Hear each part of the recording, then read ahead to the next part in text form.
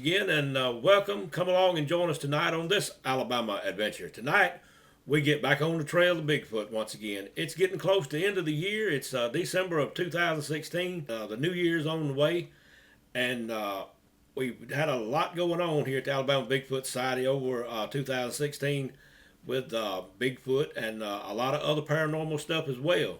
Since the beginning of December, a lot of things have changed here in Alabama. Like the fires, there was a big fire up at Cheehaw. The weather has changed a lot. We went all summer without any rain, and then we have gotten some floods, and got the ground back wet again, so you can find Bigfoot tracks once again. And also, the temperature has really gone down. We had a very nice fall down here. It was warm and dry. You could get a lot of work done outside, like blowing your leaves and what little yard work that you needed to do you didn't get completed over the summer. But the temperature has really gone down, especially at night. It's down below freezing. It has been for the last 3 or 4 nights. And I'm not sure if all that plays into why we have gotten so many Bigfoot reports over the last couple of weeks. But the Bigfoot reports and sightings that we are receiving here at Alabama Bigfoot Society have gone up considerably. And I want to tell you about one sighting right now that happened down in South Alabama to a lady and her daughter one night. This is going to be about a white Bigfoot. Now, I want to add something else before we get on to this Alabama adventure. As far as the white Bigfoot used to be something that was very uncommon. I remember when I first got my website going, I was contacted by Huntsville Times up in Huntsville, Alabama, to do a story on the Alabama white thing. And to tell you the truth, when I did this, I had heard of the Alabama white thing. I had received 3 or 4 reports on it, not very many, but I did pass along what I knew to them. After that, we have received numerous reports on the Alabama white thing. At that particular time, I'm going to say about 8 or 10 years ago, he was in a area up there that was known as the White Thing Triangle. The line extended from Etowah County over to Marshall County and then down to Shelby County. That was the triangle of where the Alabama White Thing was always seen. He was never seen anywhere else.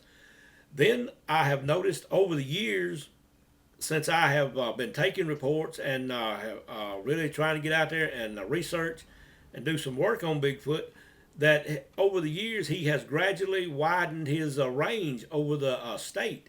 He's seen all the way over to Mississippi. He may be seen in Mississippi. We have had reports of white Bigfoot near the Mississippi line, as well as Tennessee, Georgia. We have received, I can think of one report right off the top of my head out of Georgia of a white Bigfoot over there.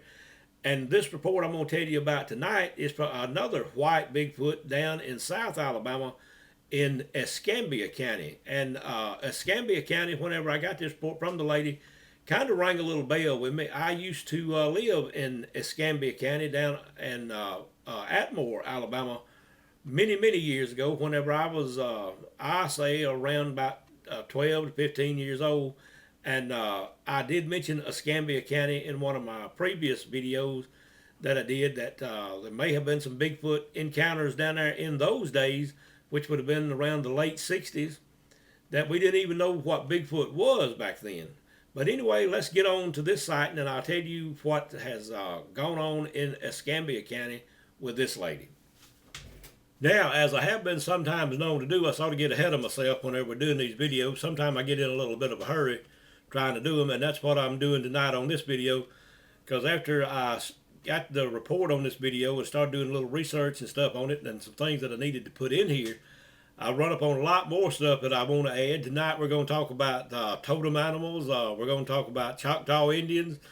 We're going to talk about the prison down in Escambia County near Atmore, Holman Prison, which is the home for the bad boys of the state. But anyway, we just have a whole lot that I want to get into this video. And one of the first things I want to talk about, of course we're going to talk about Bigfoot, but one of the things I want to tell you about Bigfoot is the white Bigfoot. As I said earlier, when I first began doing my Bigfoot research and interest in it, the white thing which is a white Bigfoot. And if you remember in a few videos back, I did manage to capture a white Bigfoot on video up in Clay County. So see, when I got him in Clay County, he was a little further south than the original white thing triangle. So anyway, he was moving a little south then. Could be the same one I saw that was down in Escambia County. Probably not, but I have another theory on that, and I want to go into that real quick before we get too much further. As I said earlier, to begin with, when I first started doing this, a white Bigfoot was something very rare. They're still rare to a certain extent, but I get reports from all over Alabama as well as other states about the white Bigfoot now. So what I'm wondering, and if you have a theory or idea or comment, I would be glad for you to put it in the comment section, and I'll sure try to get back with you on it. Could it be that a albino gene has got into the breeding population of the Bigfoot now, and that's why some of the white Bigfoot are showing up in more places than just the original white thing triangle? Is the white Bigfoot a whole different species of Bigfoot now that are colored white? As you know, our major colors are black, brown, reddish brown, and rare white. But as I said, the rare white is not as rare as it once was. Is that a possibility, that it's a whole different species that has gotten in here now? And that's why we're seeing a lot of white Bigfoot and receiving a lot of reports on white Bigfoot. One other thing that a lot of people will say, "Nah, I don't believe that," but I do. I try to be open-minded to all ideas and theories and that type of stuff, and do not be closed-minded that my thoughts and ideas are the only one right, like a lot of people I know are. And I sort of smile when I say that. I'm sure that the gentleman that I'm talking about, if he sees this video, will know exactly who I'm talking about. But anyway, could it possibly be that Bigfoot are moving through portals? On a video, one that was actually moving in and out of a portal, it would take one step back and you could see the Bigfoot, and as it took another step forward, it would actually disappear. So I'm wondering if they do move through portals, and could the white Bigfoot be Bigfoot that are coming in here or from other areas in the world, such as the Himalayan mountains, the Yeti? Is that what we're seeing over here now? Rather than a Bigfoot, are we seeing a Russian Yeti in here? And the Russian Bigfoot have another name also, but I can't remember exactly what it was. If you'll remember, a while back, we did go to the University of Alabama where we made a talk to a class up there about Bigfoot. And the professor that was over the class that invited us up there to do a talk, he was from Russia. And has Bigfoot picked up on that? Is that why we're seeing white Bigfoot in here? He and I did talk about starting a sister organization in Russia with the Alabama Bigfoot Society. And it's just something to think about. I'm not going to say that it's impossible. There's a lot of things when I was younger that I thought was impossible, but over my lifetime have become reality. And I'm certainly not saying that Bigfoot could not pass through a portal and move from one section of the world to another. As I said before, possibly from one part of the universe to another. Is that where the white Bigfoot are coming from? They're certainly coming from somewhere, because up until just recently, Bigfoot that were white was extremely rare. But now let's move on to the next little section of Alabama Adventure. Now, this morning when Chico and I started to work on this video, we decided we would go down to Horseshoe Bend. We hadn't been able to go to Horseshoe Bend hardly any at all this summer because of problems that I've had, not only with health. We were out of a vehicle for a little while, and anyway, we decided we'd go down there this morning, and that's where we would get the video going. And after he and I got down there, we ran up on this armadillo. And I want you to look at him there for a minute. And whenever I saw him, I knew, because of the Native American ancestry that I have, that armadillo had shown himself to me for some reason. He'd let me walk up pretty close to him. So what he is, he's a totem animal. And anyway, while I was there looking at him, I thought, well, when I get back home, I need to get my totem animal book down and see just exactly what armadillo was trying to tell me down there this morning. And I know a lot of you kind of laugh at that, but I know some of my Native American friends that I communicate with a lot back and forth, like Mississippi Choctaw. I won't call his name. I'll just call his username or whatever. Is a very good friend of mine that I met here on YouTube, and he and I communicate back and forth a lot. And he is a Choctaw Indian. He lives over in the state of Mississippi. Just wanted to say a quick hey to him real quick. Okay, now I have my totem animal book, so let's see what it says about the armadillo. Armadillo is a Spanish word that means little armored one. Armadillo teaches you to carry your protection with you at all times and to use it only when necessary. Armadillo also teaches a connection to the 16th century knights and their qualities. It is associated especially to the knights of European knights to the 16th century. Chivalry, strength, and protection were the qualities developed by these knights.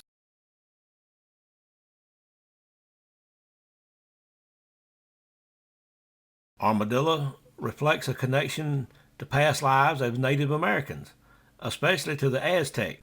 Now, if armadillo has strolled into your life, you should be asking yourself a few questions such as, are you protecting yourself enough? Are those around you being protected enough? Since armadillo lives underground and burrows for food, it has a close connection to the spirit world, the underworld. It can make you sensitive to spirits around you. Armadillo has a strong sense of smell, so ask yourself, do things around you smell just right, or do things sometimes smell fishy? Learning to trust what you smell or sense is a part of armadillo's teachings.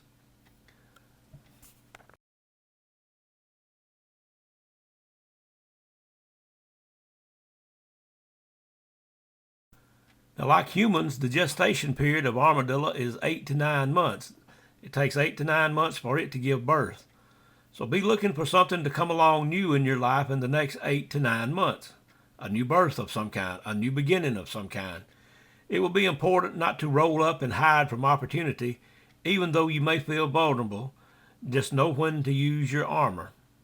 Armadillo teaches you how to move from one dimension to another and how to walk the threads of life and death.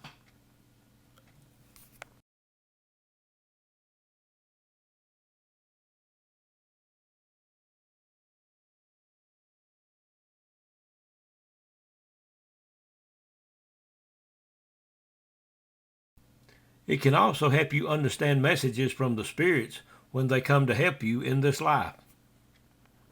So that's just some of what my book tells about armadillo as being a totem animal, and it seems to be a very powerful, very important totem. And so I hope that little bit of background you found interesting. I enjoy doing background stories and stuff like that whenever we're doing the Bigfoot videos, like Indian lore and urban legends and little history on where we're at and that type of stuff. It always makes it interesting to me, and I hope it makes it interesting to you. But let's get on to Escambia County, where this particular Bigfoot sighting took place. Escambia, I was told, is a Choctaw Indian word that means a place to gather cane. And we might check with Mississippi Choctaw on that to see what his account of Escambia means. He advises me on a lot of Native American history and that type of stuff, which I'm very much appreciative of. The actual sighting took place close to Brewton, Alabama. Brewton is in Escambia County, as you know, and I used to live close to Brewton. I lived down in Atmore, where the Holman Prison is for Alabama. As I said before, that's the home of the state's bad boys. And I can remember passing by there whenever I was a young man, probably in about the second or third grade, but I can remember going by that prison many, many years ago.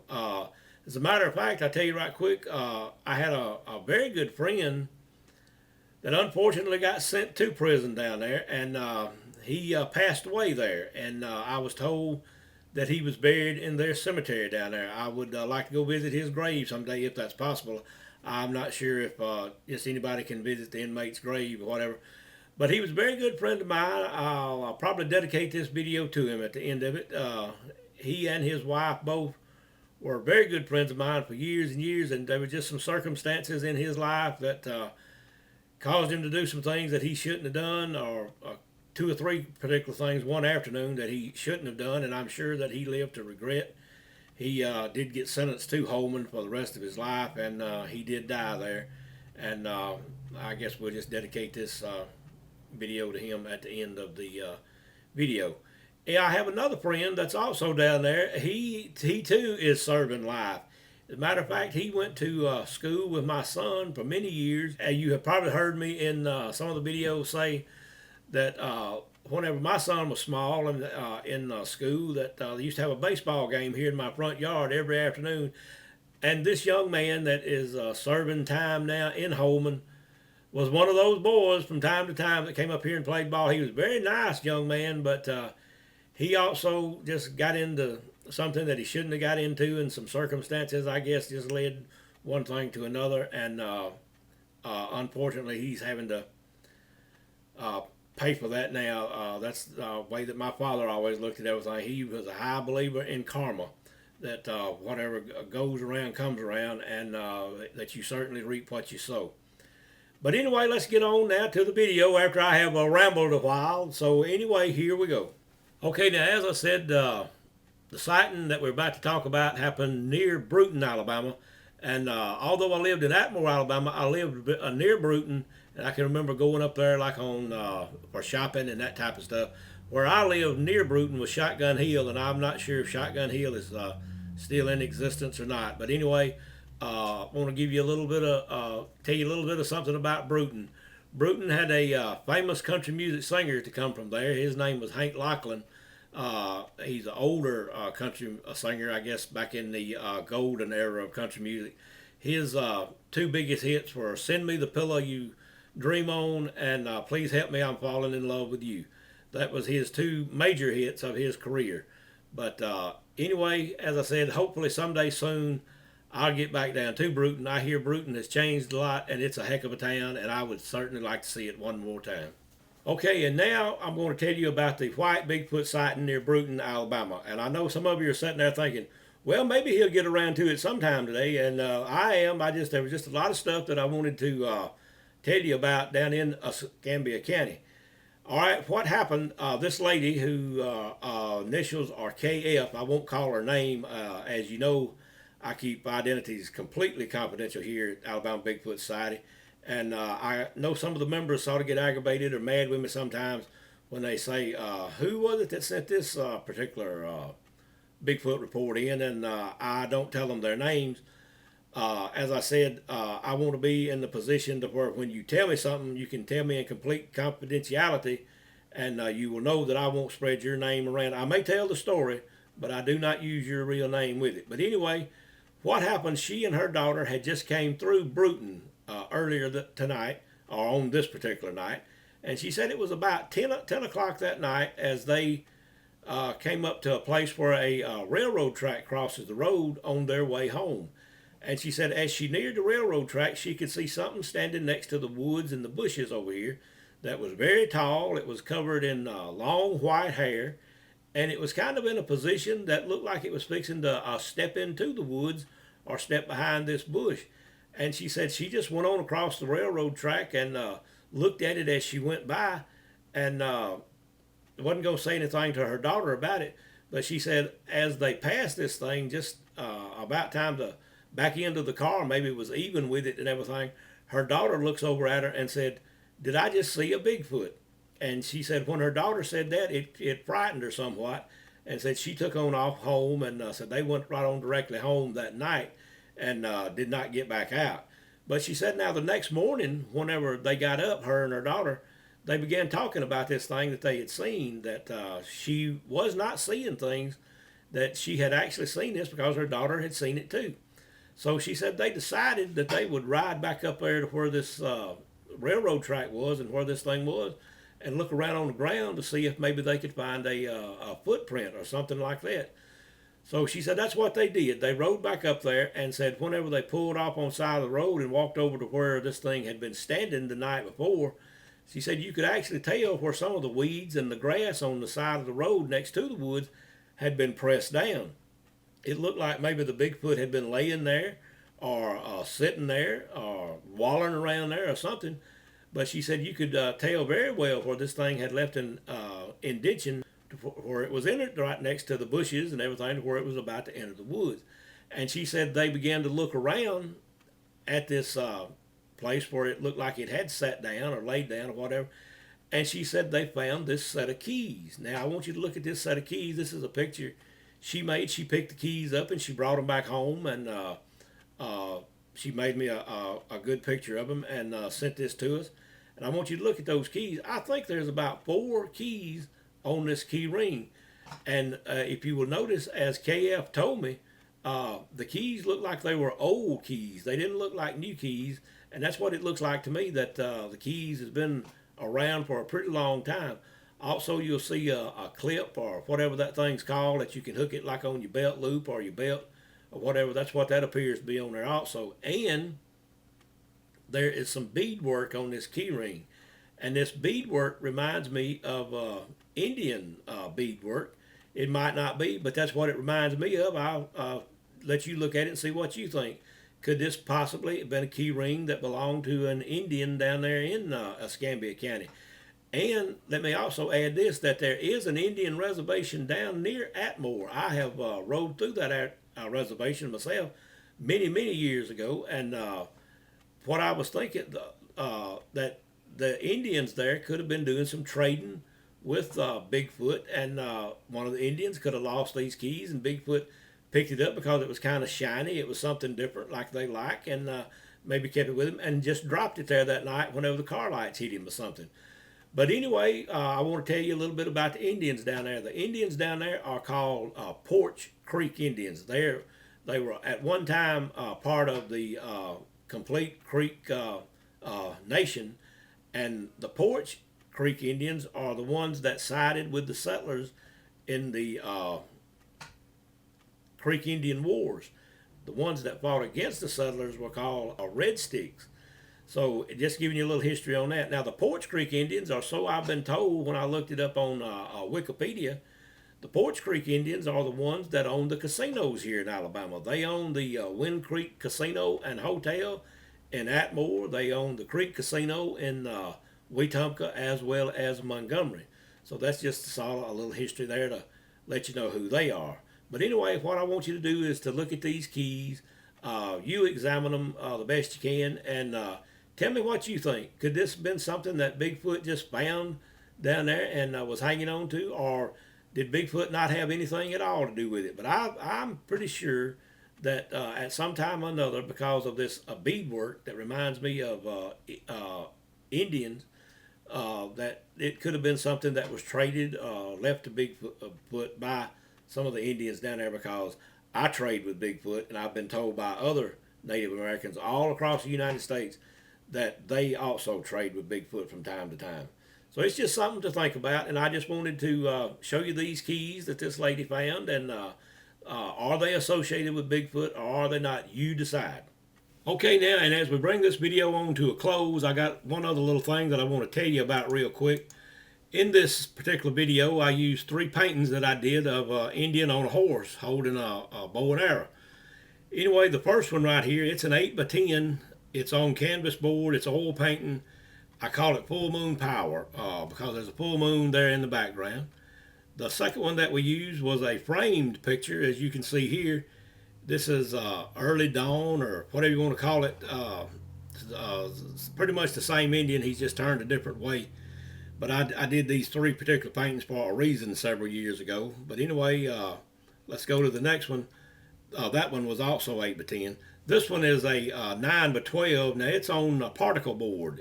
Back when I was carpentering, I used all the wood up or something, one thing or another, to make birdhouses or just whatever came along. And that particular day, I needed another painting of this particular Indian holding the bow and arrow.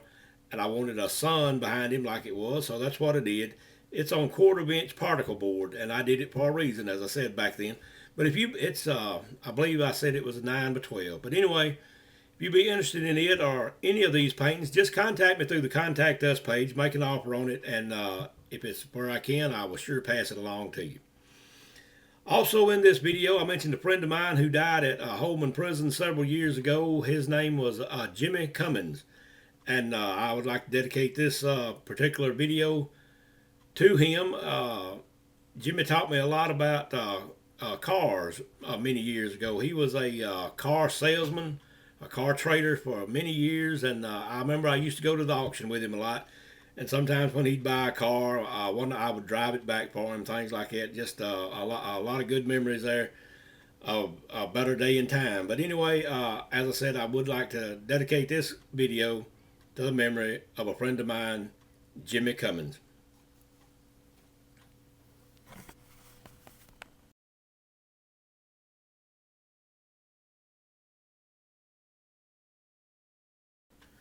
Now, if you remember earlier when we started the video, I told you that Chico and I rode down to Horseshoe Bend to get this video going, and that's where we ran up on the armadillo that morning. Also that morning, whenever we were beginning to leave, getting ready to leave the park, a gentleman pulled up on a motorcycle that we met, that we introduced ourselves to, and we got to talking to him. We made these pictures of his motorcycle. I wanted to put them on here at the end of the video. He was a very interesting man. He was an old biker, and he didn't want to get on camera, but it would have really been some good photos if we could have got him on there. He told me a lot about this motorcycle. I can't remember everything that he told me about it because he knew a whole lot more about motorcycles than what I do. But he was 65 years old, and his birthday was on December the 25th, Christmas Day, and I wished him a very happy birthday that day. And if he's watching this video, I told him that we did videos, and that's why I would like to get some pictures of his motorcycle to put on the end of one of our videos. That a lot of our viewers enjoyed looking at older vehicles, trucks, cars, trains, tractors, motorcycles, just all type of stuff that reminded them, I guess, of their childhood. It heck does me. But anyway, he told me that this particular motorcycle that he bought it used, and he had it for a long time, and here a while back he decided he wanted to go to California. And he said that he rode this motorcycle to California, and he camped out along the way, and he did have some pictures on his phone of some places where he had stayed like overnight, and people that he had met, and a few things he had done out there. And there was some beautiful scenery out there where he went through, and I would have really liked to have got some of those pictures from him to do a video about his trip to California. It was just a very nice trip out there, it looked like to me. Now then, this man told me that this motorcycle was a Honda Shadow. And I remember the first Honda Shadow advertisement that I ever saw and read about was in Playboy magazine.